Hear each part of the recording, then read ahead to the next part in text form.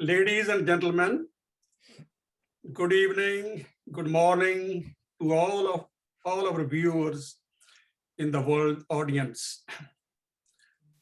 We apologize for delay for 5 minutes because the earlier session went a little bit longer.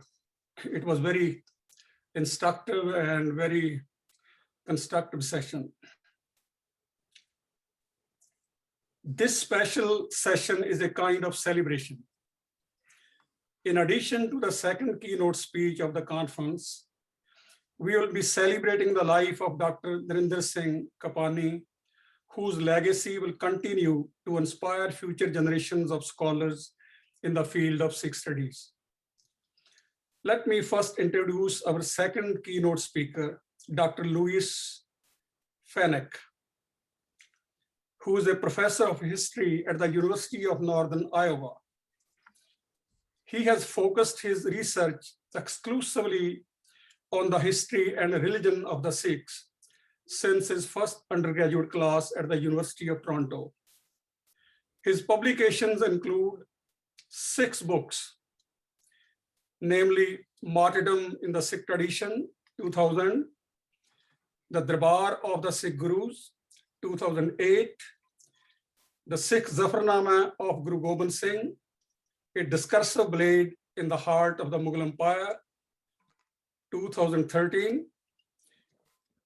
A conversation on this seminal work is now available on episode 18, The Court of the 10th Master of the One podcast posted in April 2020.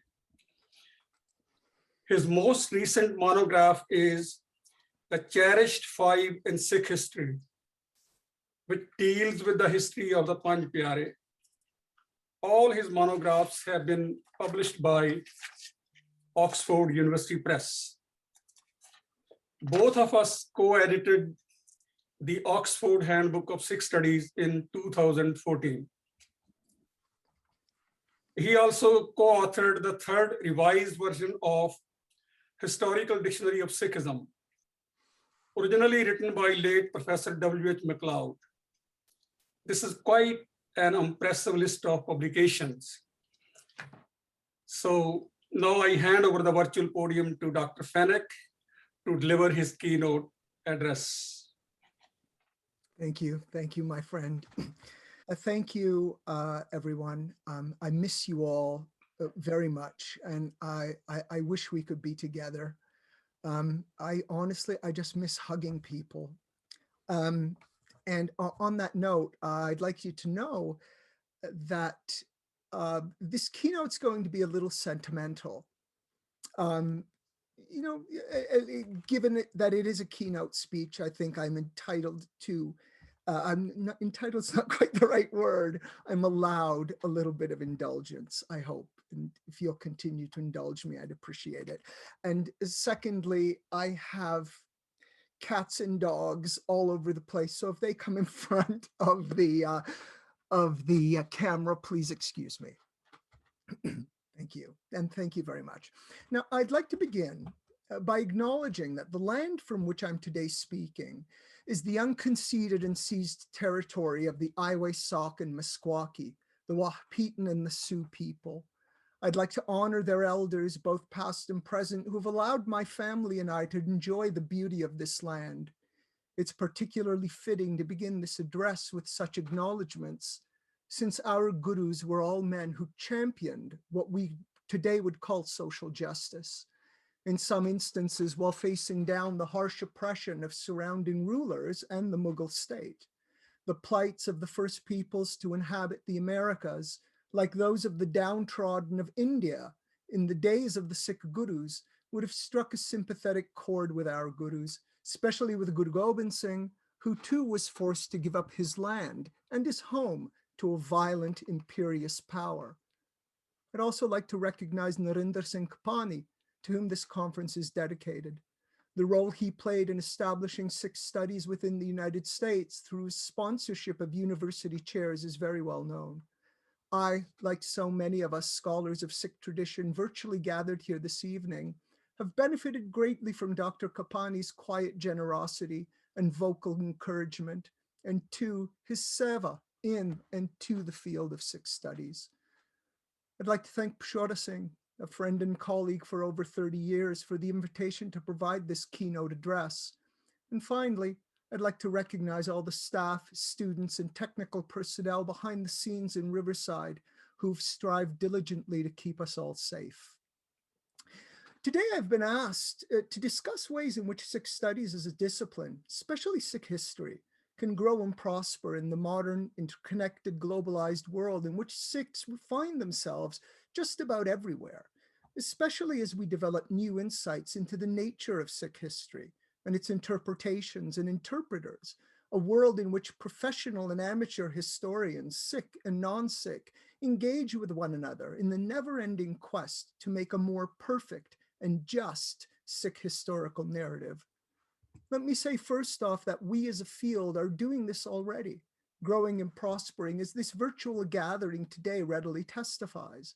The conference is sponsored under the auspices of Pashota Singh and his team, not just here at Riverside, but during Pashota's time at the University of Michigan, make this abundantly clear. Although Pashota Singh is easily the most prolific Sikh Studies Conference organizer in North America today, he's not been alone in this endeavor, as we can see with regular conferences held at the University of Michigan, Hofstra University, UCSB, the University of Wolverhampton in the UK, and of course, educational institutions within India.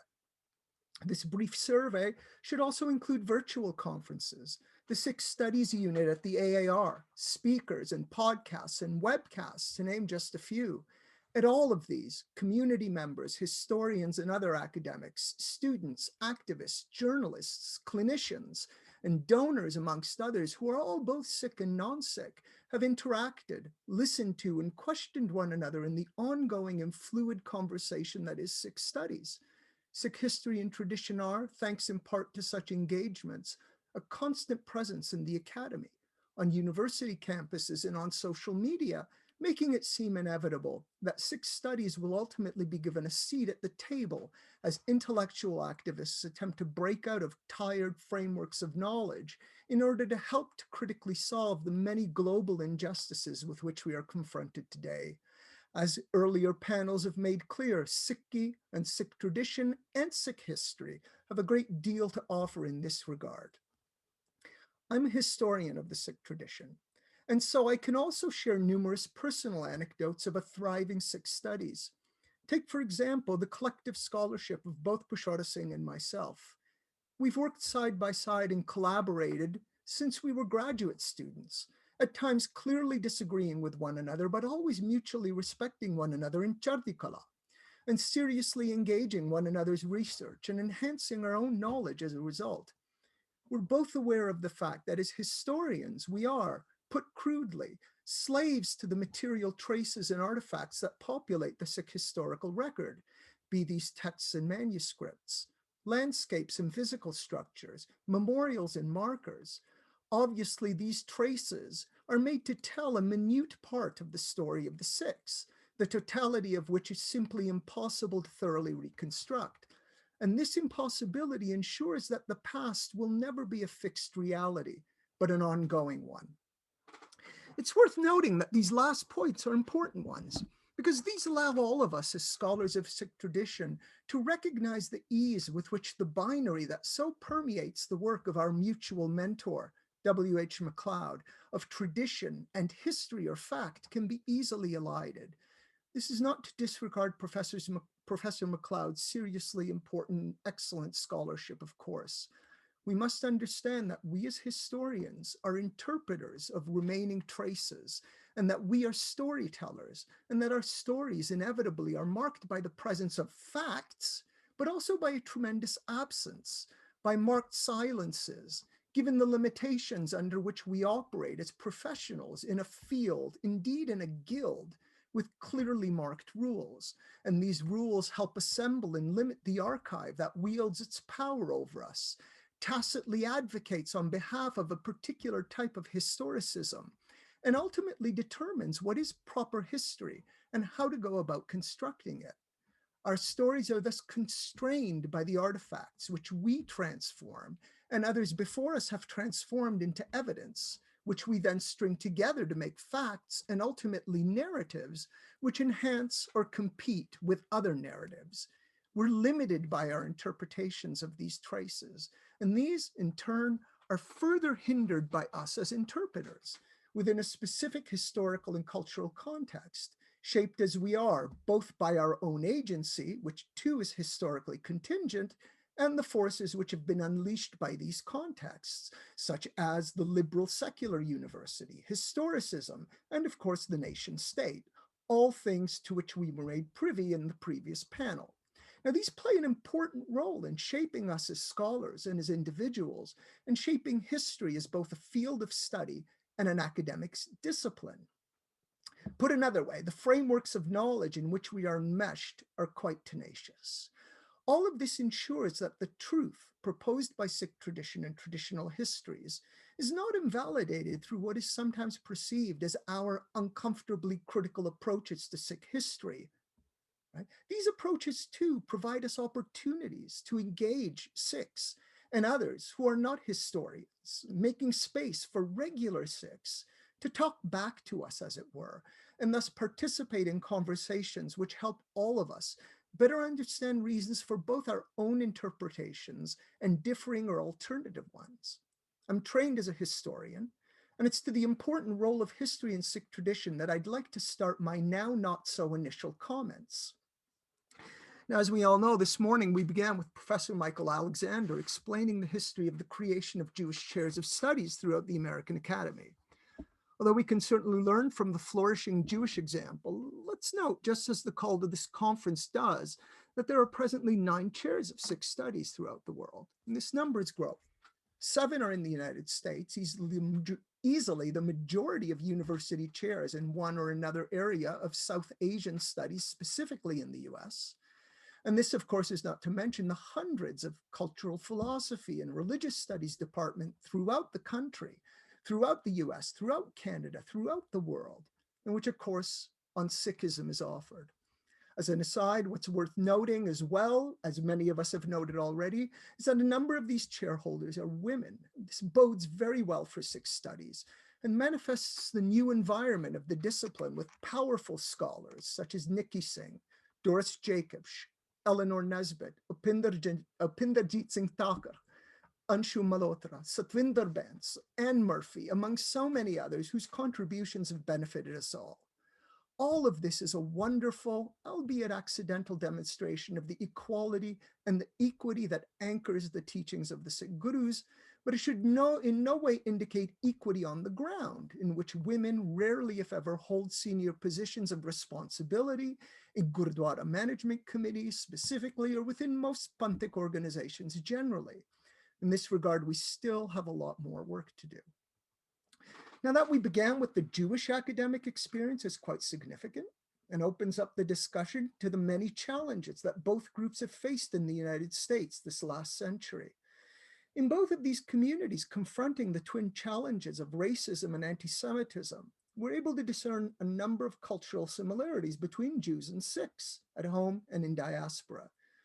For Sikhs, at least, engaging in such foundational efforts as funding university chairs can be easily placed within the ambit of seva, or selfless service, assisting both the Sikh Panth specifically and humanity generally, in this latter instance by making all people aware of the beauty, the insight, and the power of the Bani of the Gurus, that is, the teachings of the Sikh Gurus, through higher institutions of learning.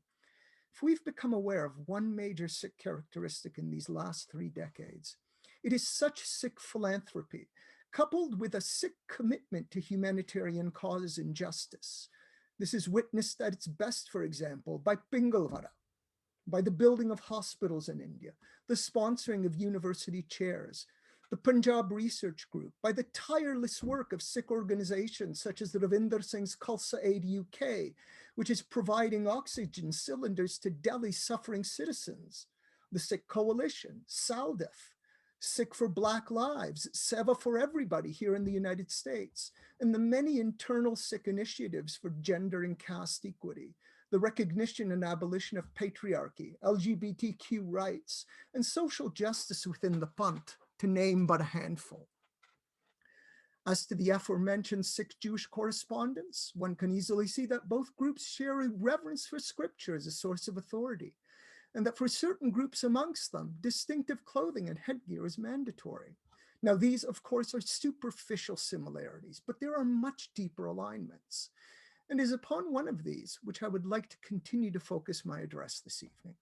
What has been most important for the purpose of my discussion as a historian over the last 25 years is the sacred, near inviolable character that has been mapped onto history by both Sikhs and Jews: the remembered past, the narrated past, the sung past, the scriptural past in some instances. This is not simply a past that appears in history books, as it were, nor is it a past that will likely be changed by history books, though sometimes it is. But it's one that for Sikhs is discussed in sangats as katta, bandied about family dinner tables, instantiated into landscapes, buildings, and monuments in which Sikhs have emotionally and aesthetically invested, sung by Daddi Jatte, recited whenever wide-eyed children, teens, and adults tour Sikh exhibits, whether virtually or in person at Sikh museums or anthropological museums such as the V&A, transforming multi-textured museum objects lodged within this ongoing reminder of violent corporate militarist colonialism into the vibrant living past of the Sikhs by virtue of familiarity with the grand narratives which vividly saturate and for the moment overwhelm these now visually ambiguous, vitrine-encased, displaced and fragile objects. The lived Sikhi, in other words, to which Upinderjeet referred earlier today. Although the remembered past, history, does play a role in all religious traditions, surely none share that reverence to the degree we see amongst both Sikhs and Jews. History has clearly played an intimate role in the construction of personhood, of being, and of community over time in both traditions. Now, of course, I'm a scholar of Sikh tradition, so I can speak somewhat more authoritatively here. The reverence in which the Sikhs hold their history is consistently made clear to anyone who but looks, anyone who but listens. And the way that Sikhs have engaged that remembered past is something that's dominated my scholarly interests these last 35 years, from my very first undergraduate paper on the life and teachings of Guru Nanak for the great Indologist A.L. Basham, the doctoral supervisor of W.H. MacLeod, incidentally. One need only turn to YouTube or Twitter to view the many recordings of, most recently, Sikh farmers who've been fighting so diligently since last November to secure their livelihoods in India, facing down the forces of neoliberal predatory capitalism and fascistic Hindutva, both of which have portrayed these hardworking cultivators in very abusive ways. How many times have these oft overlooked Punjabis and Haryanvis, amongst others, mentioned that their inspiration to fight for justice and their livelihood derives from Sikh teachings and history, particularly from the narrative surrounding the 10th Guru and the sacrifice of his beloved Sahibzade. Now, of course, when these interviews were taking place, the Shahidi Divas of the Sahibzade was just a few days away. How many times do we hear the claim that Guru Nanak himself was a farmer? Does the final scene in the film Nanak Shah Fakir not make this nostalgically clear? Indeed, such narratives of sacrifice, of resistance, and of love have also inspired these very same Sikhs, many of whom are relatively elderly, who were protesting in the cold of a Delhi winter at the Singhu border to serve langar to the police wallahs who were at times hurling abuses, as well as batons and lathis their way, resisting representatives of the Indian state through love, through seva, through chardikala. These men and women are the latter-day Paikanayas, the great devotee of Guru Gobind Singh. This is the power of Sikh history.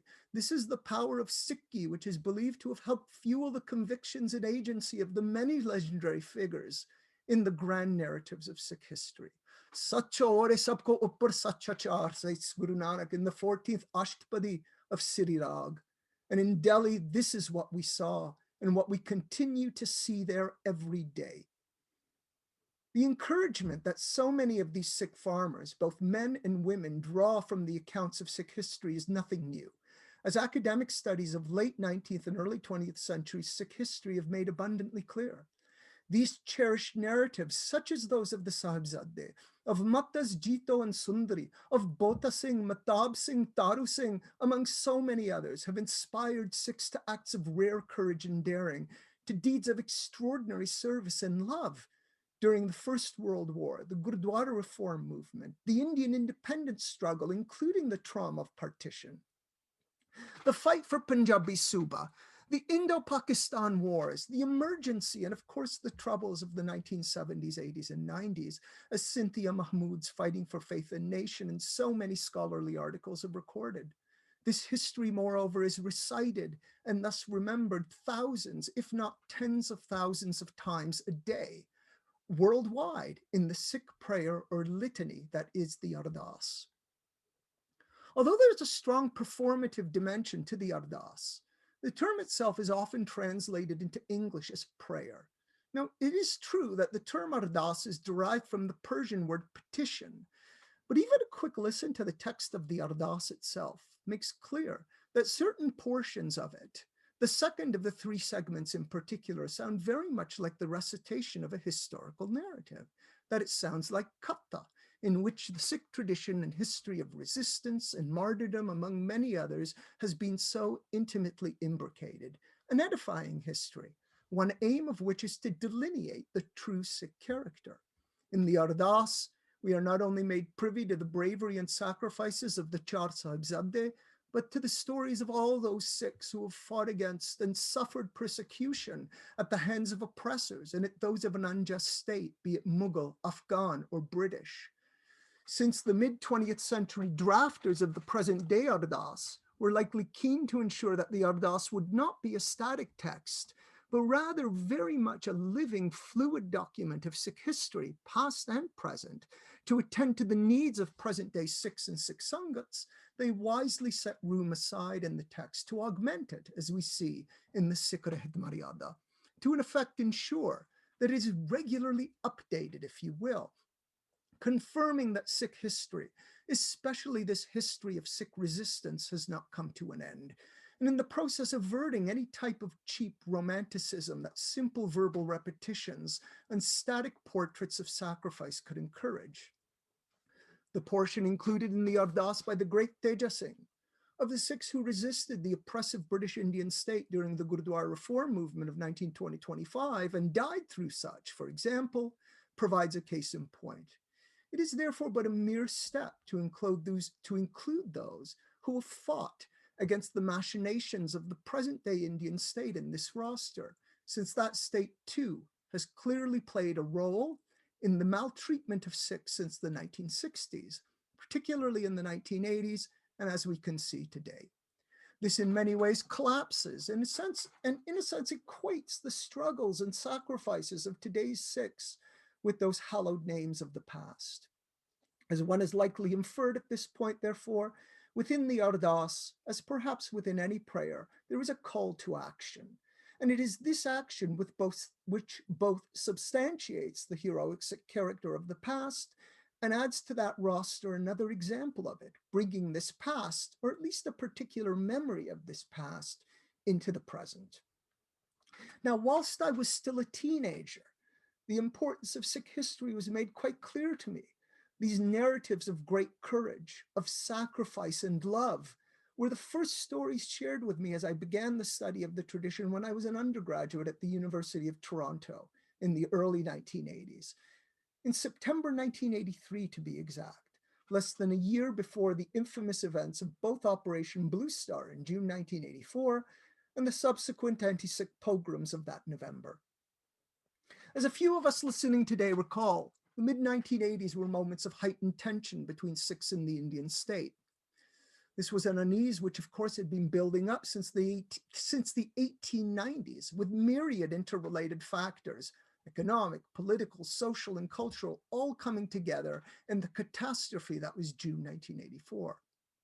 At this time, Sikhs, and many of us committed to justice, equity, and fairness, saw within certain segments of the Indian state of Prime Minister Indira Gandhi, and justly so, a nefariousness towards Sikhs which was seemingly lacking in prior years, in prior years, I beg your pardon, my earlier comments notwithstanding. Given that one of the most heinous acts amongst a series of horrific actions during Operation Blue Star and its related campaigns was the Indian Army's destruction of the Sikh reference library within the Golden Temple complex, in which were housed thousands of handwritten historical manuscripts from the 16th century onwards, the very material of Sikh history, it was and continues to be understandable that many Sikhs, deeply pained by what they saw as the state's betrayal by its attack on the Darbar Sahib on the memorial day of Guru Arjan's martyrdom, no less. And let us recall that this was a state for which Sikhs had shed copious amounts of blood, saw and see in the desecration of the Harmandir and the destruction of both the Akal Takht and the Sikh reference library, a deliberate attempt to eradicate Sikh history. And by so doing, erasing from the history of India the long-held valorous reputations and untold contributions of the Sikh gurus and of its Sikh citizens, past and present. Now, of course, these are quite the claims to make, since in this case, it would be extraordinarily difficult for the state to simply eradicate such a long and well-established community's history, especially given the markers for that history that exist everywhere, in both Punjabs, in Haryana, in Delhi, and the fact that Sikhs inhabit every corner of the globe and make a habit of repeating their stories and writing these down both within and outside of Sangats. Indeed, this apparent threat to both Sikhism and Sikh history may well have played a role in the creation of so many chairs of Sikh studies, relatively speaking, a safeguard ensuring that such suppression never occurs, as if it ever could. But given the chaotic events erupting from Operation Blue Star, including a near-decade-long campaign of extrajudicial killings, which has forever given new meaning to the word encounter in India, and to the long lead up to that tragic event, and the sheer collective trauma engendered by both partition in 1947 and Blue Star, both of through which we are still living, an understanding such as this seemed the logical one at which to arrive. Indeed, as long as the Indian government fails to bring many of those politicians and police who participated in the 1984 pogrom and its continuation to justice, the trauma of Blue Star will likely remain an ongoing one. Is it any surprise, therefore, that so many Sikhs, especially outside of India, where they had more leeway to express themselves without fear of retribution, and especially in that tumultuous, media-saturated environment of the 1980s and 90s, saw any scholarly attempt to examine their precious, treasured historical narratives critically as a threat against them both individually and collectively?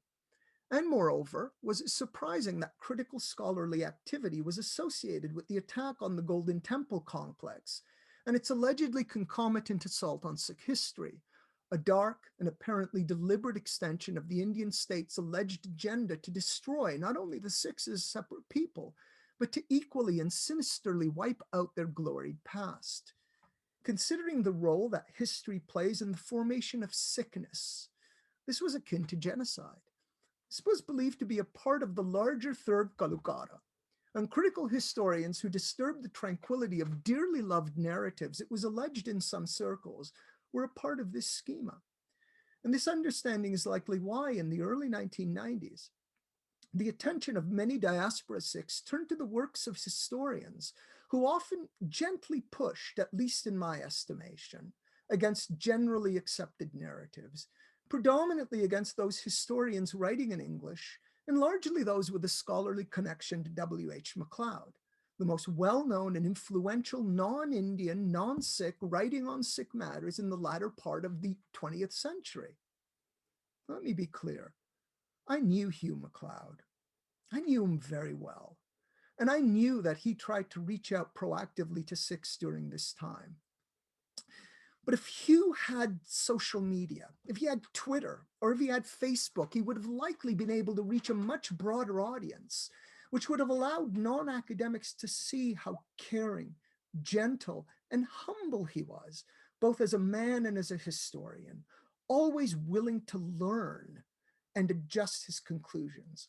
His love for Sikh history was infectious and prompted the precision and sensitivity that he brought to the study of the Sikh past. In no way did he compromise his quest to articulate a narrative of this past that was as truthful and as honest and as just as he tried to be, given the framework of knowledge within which he was working. Narratives which often contained powerful attempts to understand and interpret Sikh artifacts and narratives of the past and situate them within their context through a lens ground not only by the forces of the European Enlightenment that have profoundly affected the discipline of history and the way we do history, but also polished by a near 20-year residence within the Punjab and a deep love for the Punjab and for Punjabis. The results were carefully crafted historical narratives that sometimes didn't align with traditional ones, or that sent these traditional narratives in new directions by adjusting their trajectories. For Hugh, these were offered as gentle critiques of stories well loved by many within and outside of the Sikh Panth. Hugh MacLeod knew full well that the act of critique is germane to Sikhi, seen from its very beginnings. Do we not recognize this in the Bani of Guru Nanak, challenging the general knowledge and conditions of his own day?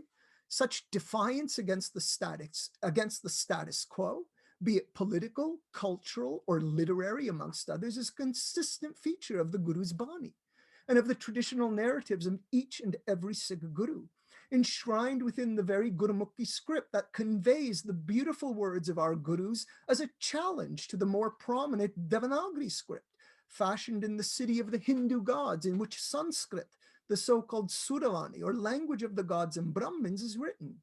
Such self-conscious challenges to construct more righteous, more perfect, more accurate, sometimes alternative narratives continued throughout the Sikh past, appearing in the very Varas of Bhai Gurdas in the early to mid-17th century, in the Dasam Granth, and afterwards in the Guru's Rehat as encoded within the 18th century Redname. These latter texts made clear to their contemporary readers and listeners what was expected of Sikhs towards humanity generally and towards each other in the context of the loss of Guru Gobind Singh, in the context of a dramatically changing Mughal Empire, and in the context of the rise of Sikh power in Mughal Punjab. And they did this all while narrating events of the glorified Sikh past that aligned with their present concerns. A narrative of the past, let us note, quite unlike the chaotic reality in which Sikhs were living in the mid-18th century. It would take Ratan Singh Pangu, writing in the early 1800s, to do to the 18th century what authors of the Rehat and Gurbilas literature did for previous ones.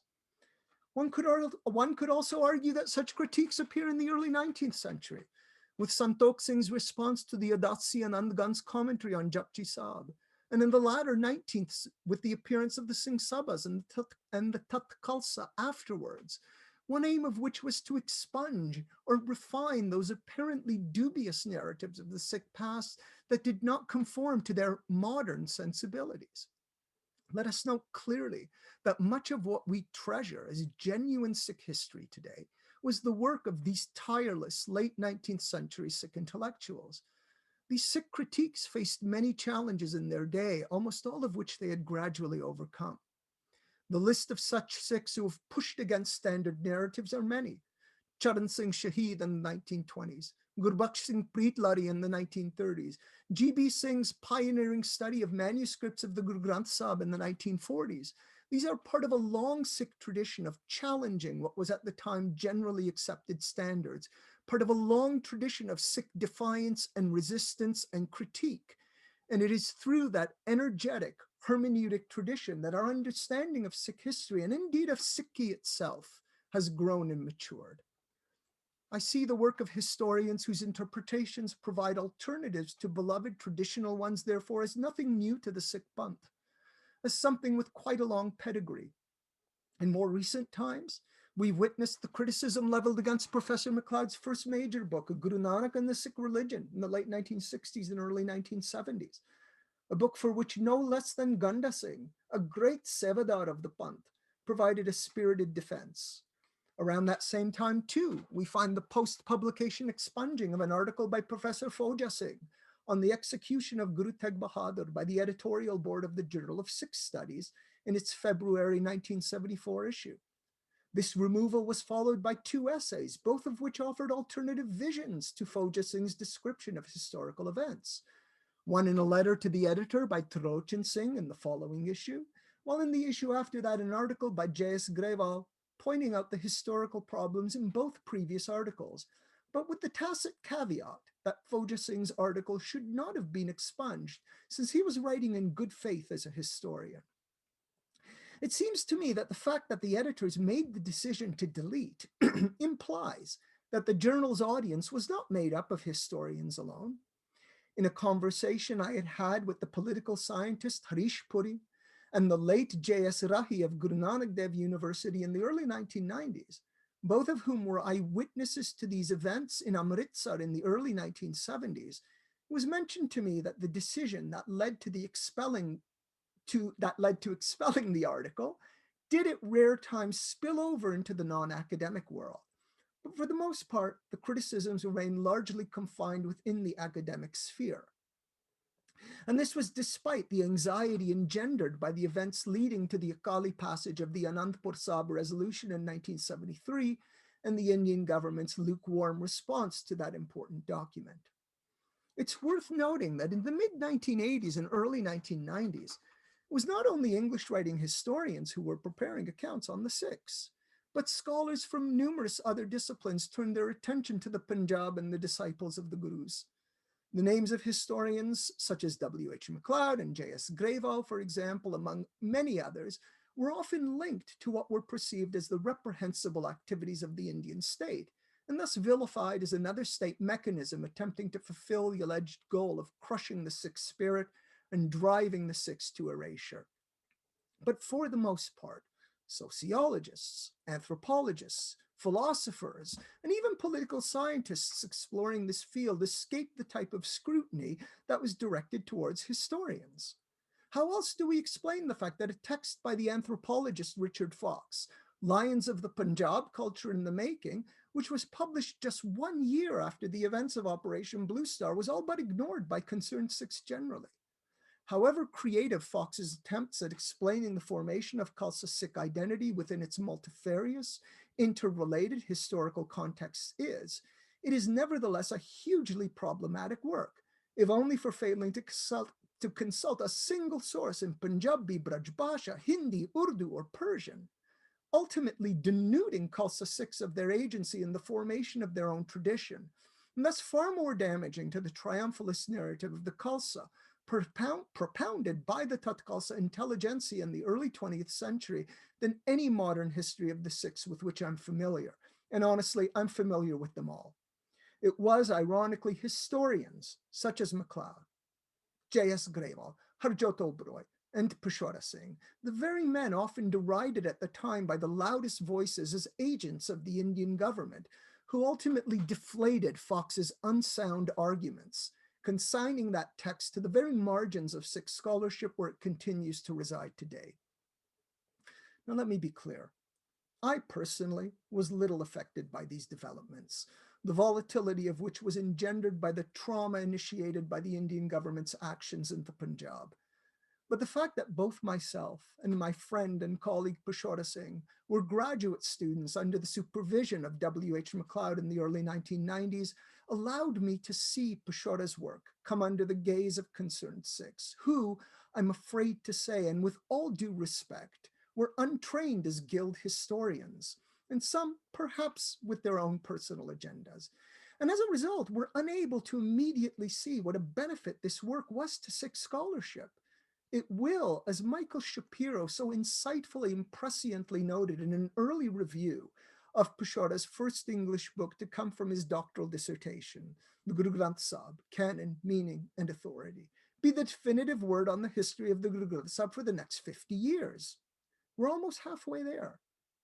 This book has therefore stood the test of time, whilst the condemnations and ad hoc attacks by Peshwara's critics have all been sidelined. As a privileged, white, non-Sikh, Maltese, Canadian, now American, in regard to me, unlike that regard shown towards both Harjot Oberoi and Peshwara Singh, there was simply no sense of being corrupted by MacLeod's Western influence. I escaped almost all of the concern. But I saw firsthand how it affected both Professor MacLeod and Peshwara Singh, as well as Harjot Oberoi, and even the pillar of Sikh history that is J.S. Grewal. Personally, the events through which I lived as a student of Sikh studies in the 1980s and 90s demonstrated to me the responsibility we as historians of Sikh tradition have. A responsibility not only to the guild of which we are a part and its taskmasters, who ultimately judge what is good research and history writing and what is deserving of accolades, awards, promotion, and continued membership in their club, the limits of which, I must add, we push against every day. But we have a responsibility to ourselves, to the truth as we can best discern it. And by this, what I mean is to be as accurate and honest as possible, as so many scholars, right, working both in the Punjab, working here in the United States, working in the UK, right? Whether in English or in Punjabi, whether we are quote unquote traditional historians or critical historians, okay? But what I mean by this, once again, sorry, I lost my spot, mes amis, is we have a responsibility. And by this, what I mean is to be as accurate and as honest as possible in interpreting Sikh artifacts and placing these within a sound contextual narrative to convey what we think actually happened to the best of our abilities, rather than simply relay what should have happened, all while understanding our own historical and cultural positioning. Right? While understanding our own privileges, while understanding the limits of our discipline and our own epistemological grounding, our gurus would demand nothing less. It would be amiss to leave out the fact that these responsibilities must be balanced with another. And that, I believe, is one to the Sikhs, for whom these narratives that we are fortunate enough to engage as historians are very dear indeed, the very stuff which gives life meaning and purpose. In the preface to his Guru Nanak and the Sikh Religion, Professor MacLeod begins his book by noting this responsibility. For no one is the injunction to tread softly more relevant than for the historian whose study carries him into regions beyond his own society. Should his study extend to what other men hold sacred, he continues, the injunction becomes a compelling necessity. The gendered language here notwithstanding, let me be as crystal clear as the thin ice upon which Professor MacLeod and other historians such as Pashora Singh and myself gingerly walk. These Sikh historical narratives, many of resistance and sacrifice, both of which too are consistent themes within the Bani of the Gurus, this is what Sikhs need. Throughout the world, Sikhs are and have always been a minority. In India, in the United Kingdom, in Canada, here in the United States, struggling to live comfortably within larger groups that gaze upon them from a distance, it pains me to say, with a modicum of distrust, a racist remnant of the British and American empires, the colonial violence of which continues to be present everywhere, hiding in plain sight. But this struggle has been made far more prevalent after the horrific events of 1985 in Canada, the downing of Air India Flight 182 and the allegations of involvement, and of both 2001, of course, 9/11, and 2016, the election of the now twice impeached president, ex-president, excuse me, in the United States, and now during the farmers' protest in India, which is made to echo to more right-wing India media commentators the troubles in the Punjab of the 1980s, which lead to demeaning Sikh farmers as reinvented militants who wish to tear India apart. The India for which so many of them, their fathers and mothers, their sisters and brothers, their daughters and sons have given their lives. These stories of defiance and resistance, these stories of love, of joy, and the success that comes from such, these are the stories that are required as Sikhs, and we along with them journey in this complicated, globally connected post-colonial world towards that perfection that is so beautifully promised to us in the Bani of the Gurus, as they and we along with them strive with the impossible task of making this world the Sachkhand Vase Nirankar, the realm of truth in which the formless divine graciously dwells, so lovingly articulated at the end of Guru Nanak Dev Ji's Japji Sahib. With this end in mind, therefore, we must be more than simply scholars of history, but scholar activists who bring to contemporary discussions about social justice, who bring to deliberations about the nature of the discipline of history and upon the role of the secular liberal university and all that such entails, a perspective saturated with the teachings of both of the Sikh gurus and of Sikh history. Waheguru Ji Ka Khalsa, Waheguru Ji Ki Fateh. Thank you very much, everybody. I'm sorry I went a little long. I got a little passionate for a while, but I think, given that this is a keynote, passion is called for. Thank you, Lou, for a wonderful keynote message. Let me see if we have any question. Well, there's one question, Amtoj Singh. Do you think Sikh history can be understood without understanding Gurbani? That's a really good question. That's a really good question. And it's a tough one to answer, man.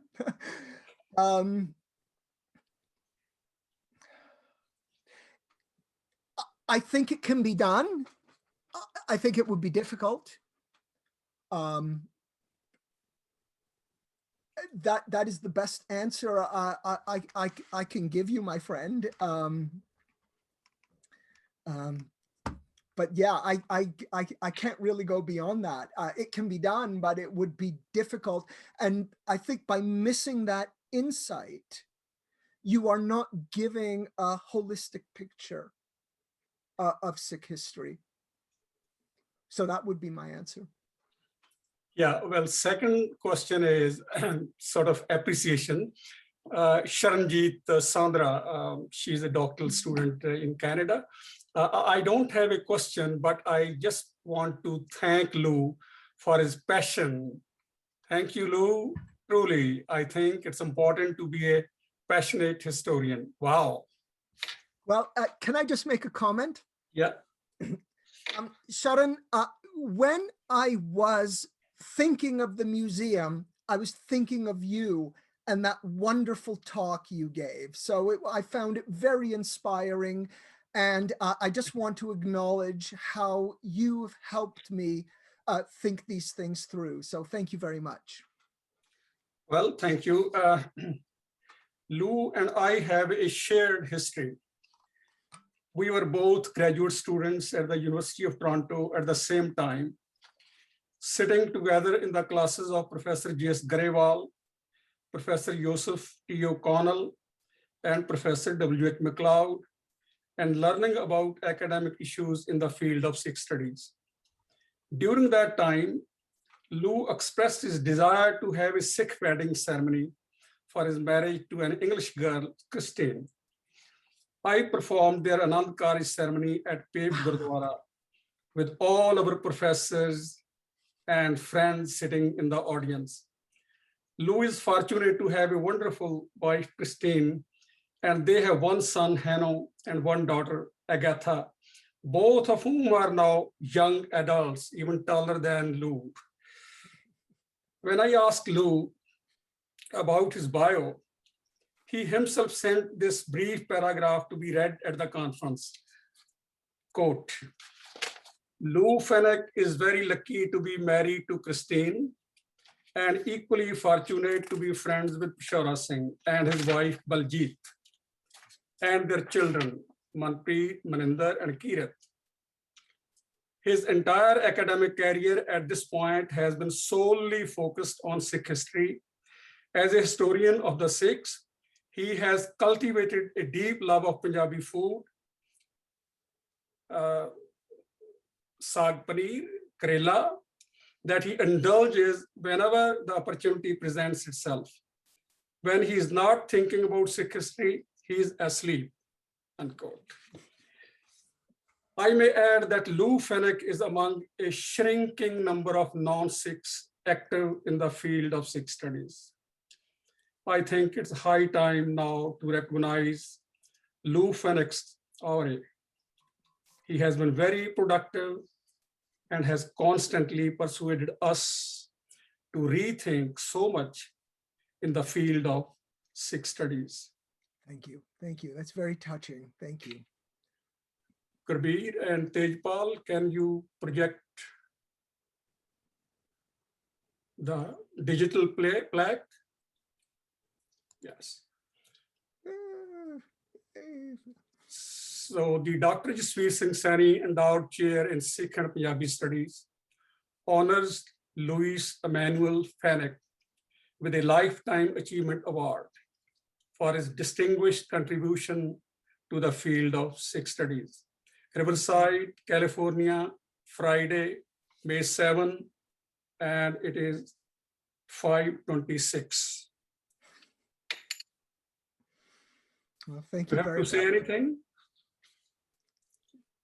Lou? Yes, thank you. It's touching, you know, when I was listening to Professor Alexander this morning, just really enjoying his talk. I thought I was very touched when he said this was the highlight of his academic career, and I have to concur. For me, it is the same. And Peshawar, it's very special that it comes from you, of course.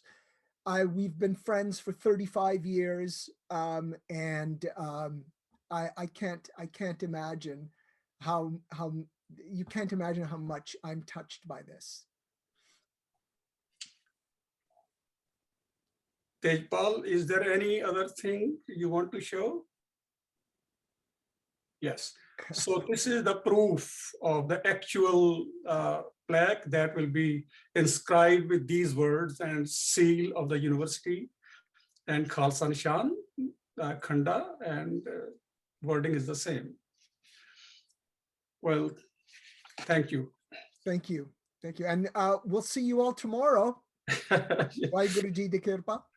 Yeah. Now I would like to introduce Mr. Harbans Singh Bawa, who is a trustee of Sikh Foundation. He is chairman and CEO of LA Gauge Company. It is an ultra precision machining and optic company specializing in specialty metal fabrication for the aerospace and defense industry.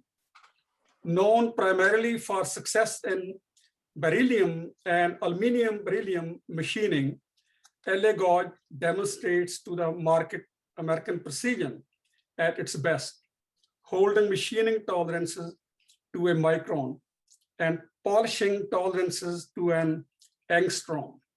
Mr. Bawa will speak on remembering Dr. Narinder Singh Kapany. Mr. Bawa, please, you have the virtual podium now. Thank you, Peshawar Singh Ji, for that kind introduction. I was asked by the family to speak to you all today because both uncle and I share the propensity to talk and laugh extremely loudly and enjoy a good joke. By the way, I said uncle because I'm introducing Dr. Kapany. Aside from uncle's gregarious and humorous nature, I would say one word that describes him best is engaged. No matter what he cared about, he threw himself at it. As a family man, he built a house in Dehradun for his father, my grandfather, who would enjoy the home for the rest of his life. As a Silicon Valley man, his varied interests led him to make successful investments in everything from Indian-led startups to real estate and even farms. But it would be uncle's work in fiber optics that would define his career. In his pursuit of opportunities, uncle was like the light in fiber optics, focused and creative.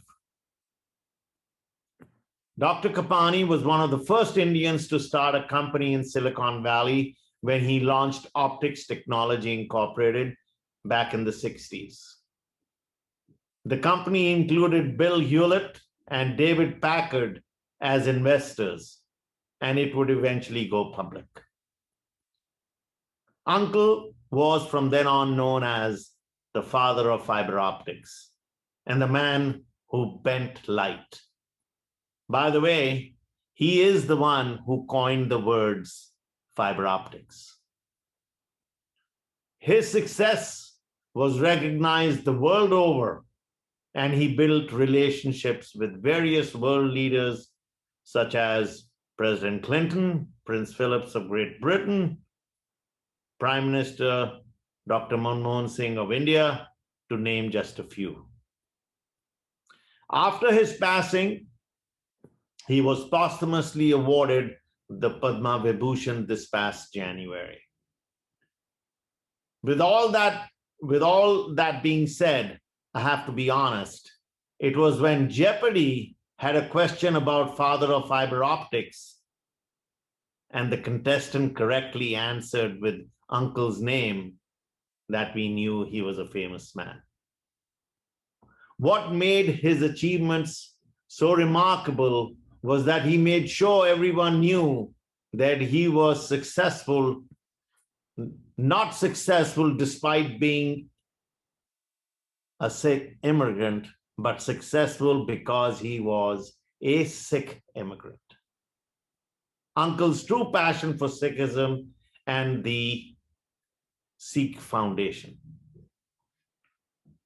His spiritual belief was that there is only one God whom we all need to respect and hold sacred, and that all are the same before the Almighty. This understanding and belief led him to have an appreciation for all religions and a welcoming attitude to everyone to the Sikh religion. In the 60s, there was an extremely limited understanding of Sikhism in the United States, and there was no organized study program available to anyone wanting to learn about Sikhism.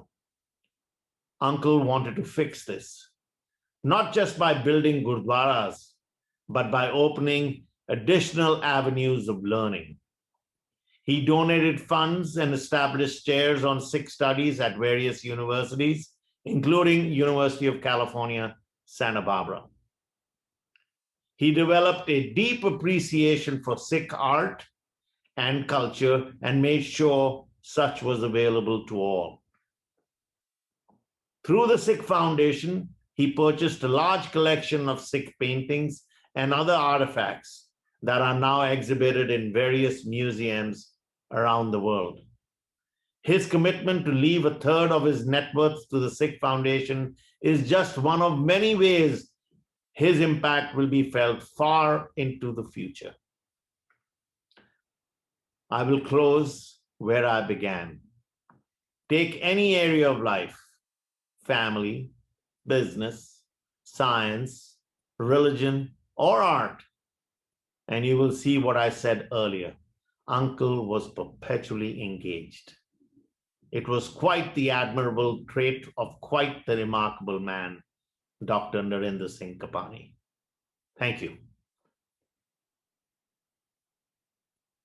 Back to you, Pushara Singh ji. You are muted right now. Thank you, Mr. Bawa, for your wonderful tribute to Dr. Kapany at this moment. It is now my pleasure to introduce Dr. Harkeerat Singh Dhillon, who is an orthopedic and hand surgeon at the Riverside Medical Clinic. He and his wife, Deepta Dhillon, have established the Harkeerat and Deepta Dhillon Research Award for Sikh and Punjabi studies in the arts and humanities at UC Riverside. He was a trustee of the University of California Riverside Foundation from 2004 to 2019 and chaired the campaign for Sikh Studies at UC Riverside. Dr. Dhillon is the founder and president of the Riverside International Film Festival and the producer of a feature film, Beyond Honor, 2004. In addition, he is the author of Invisible Hands, a book of poetry, 2011. I have read this book, it's a wonderful piece of poetry. And Sell You a Theory, a Study of Life, 2020. Currently, Dr. Dhillon is on the board of advisors for UC Riverside School of Medicine. The virtual podium is now yours, Dr. Dhillon. Thank you, Dr. Saab. Always good to hear from you. I think it's been quite a journey to come to this point today.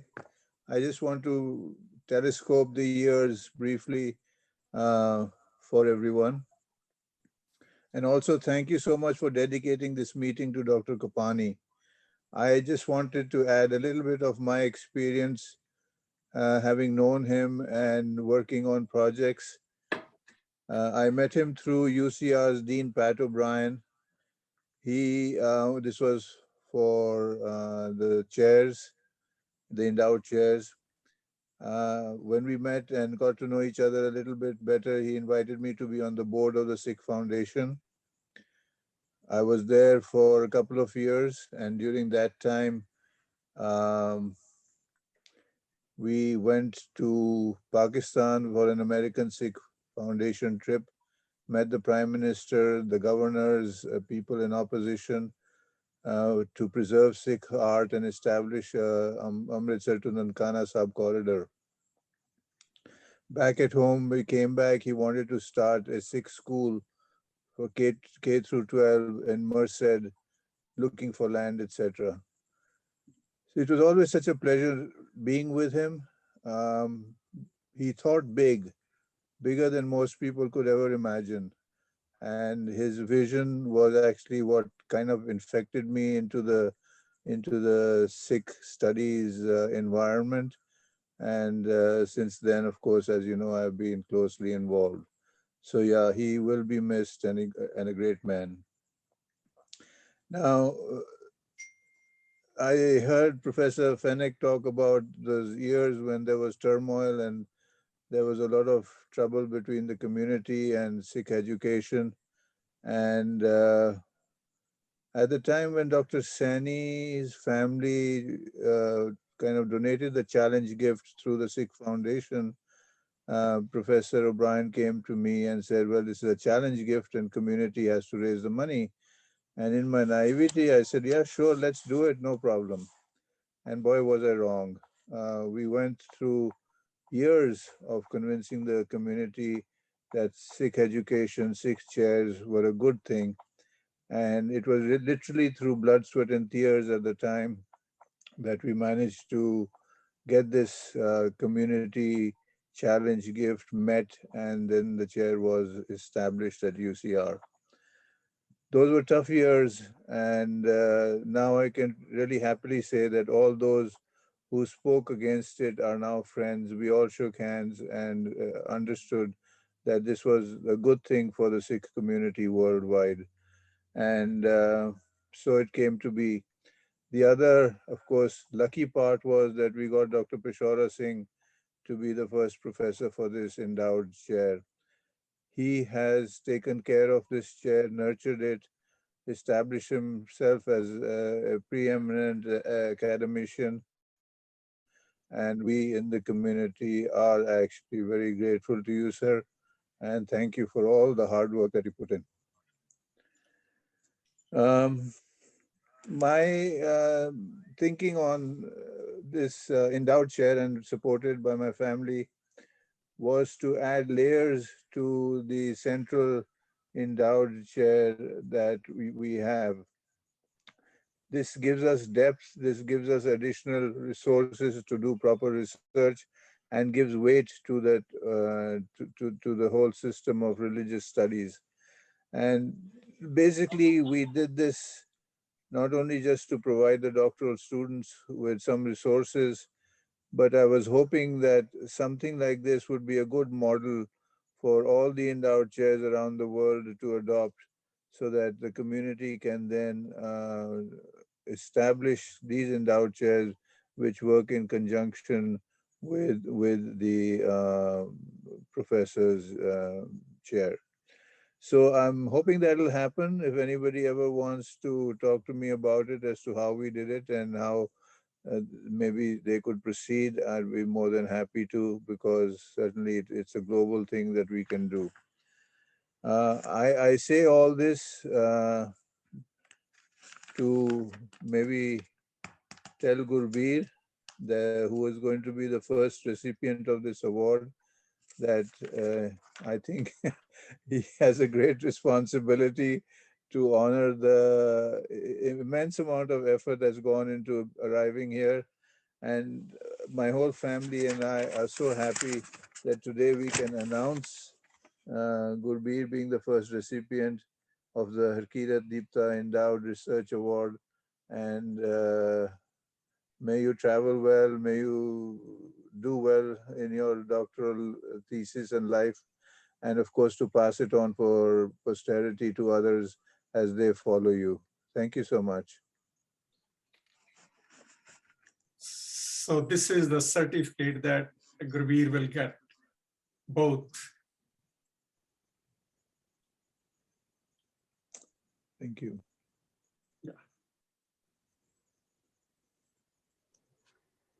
Thank you so much, Dr. and Mr. Dhillon, for this award. It's really going to help me develop my research and scholarship throughout my time in the doctoral program and, beyond, as my upcoming career as a scholar in Sikh academia. As you've said, it's as you've explained, it's not been an easy process getting here, and hopefully I can, use my scholarship and, my thesis and the work I do in order to expand upon the work that people like you, Dr. Jasbir Singh, and Kapany have done. So thank you so much for this. Thank you. Thank you. Now I would like to talk about Five Rivers Foundation, run by Dr. Pravinder Singh Khanuja and his wife Praveen Khanuja and their other family members. Dr. Khanuja is an oncologist and researcher who practices in Chandler and Mesa, Arizona. He and his wife Praveen are members of Fenech Art Museum's Directors Circle and Asian Arts Council. They also have a personal collection of Sikh art. Dr. Khanuja has made a generous donation for a named space in the museum's Asian Art Gallery that is dedicated to displaying Sikh art. This space is one of the only two such spaces in the country, allowing Fenech Art Museum to present Sikh art on an ongoing basis. So this family has established a foundation, Five Rivers Foundation. Five Rivers Foundation took its name from the Punjab region in India, where tributaries of Indus River, Jhelum, Chenab, Ravi, Satluj, Beas, Five Rivers connect. Punjab has a long history and rich cultural heritage and is the historical homeland of the Sikhs. Protecting the religious and political rights of all people and preventing discrimination is an integral part of the Sikh faith, a strongly shared mission with Five Rivers Foundation. The Five Rivers Scholarship Program provides financial support to Sikh students who are motivated to pursue higher education opportunities, but lack the financial resources to get there. The Five Rivers Scholarship Program works with a network of Sikh community organizations to identify candidates and provide additional support and resources to ensure the award recipients have ongoing academic, spiritual, and personal support, as well as opportunities to deepen their connections within and beyond their community. Dr. Khanuja actually had a marriage today. His daughter is getting married, so he was not able. He said he will not be able to attend the conference webinar. So I would like to announce first award scholarship goes to Tejpaul Singh, Bainiwal. Tejpaul, show the slide.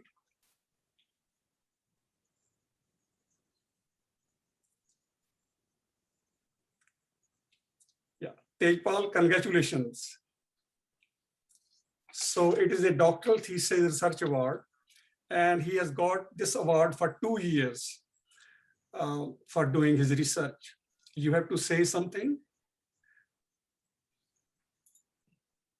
Yes, I just want to thank Dr. Khanuja and Dr. Singh for the award. You know, I had the opportunity to speak with Dr. Khanuja before, and he also informed me that he wouldn't be able to make it. But, you know, this goes a long way because once we're, you know, doing field work, conducting field work, I know Dr. Khanuja wanted to support especially Sikh graduate students who are, you know, conducting research in under-researched areas in the field, especially with an emphasis on Sikh American research, but also that in the Sikh arts and museum studies. So I just want to thank Dr. Khanuja once again, and then also thank Dr. Singh, and then also Dr. Dhillon. Thank you so much for all that you have done for the UC Riverside Sikh Studies program. Thank you. Thank you. Thank you so much. So I was talking to Dr. Khanuja, you know, he asked, what are your students doing? I said, they are doing doctoral research, you know, at this time, and would you like to help them, you know? So he gave both Tejpaul and Gurbeer Singh a scholarship for 2 years. Gurbeer, please show the slide for Gurbeer. Yes. So he has got research award. Now he can go to India, do his research, and he should not worry about anything at all. Gurbeer, you have to say congratulations.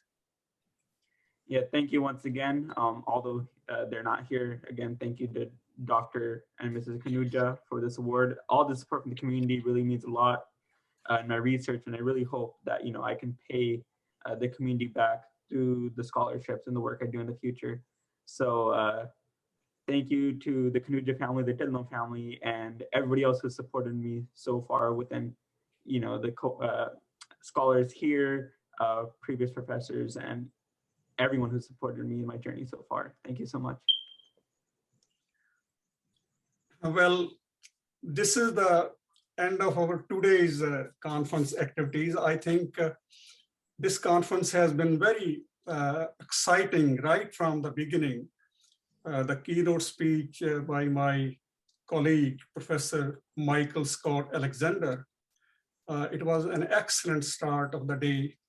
And then we had panels on the history of Sikh studies, how it got established during the last 50 years, and an excellent panel on the future of Sikh studies. So we will continue our conference tomorrow.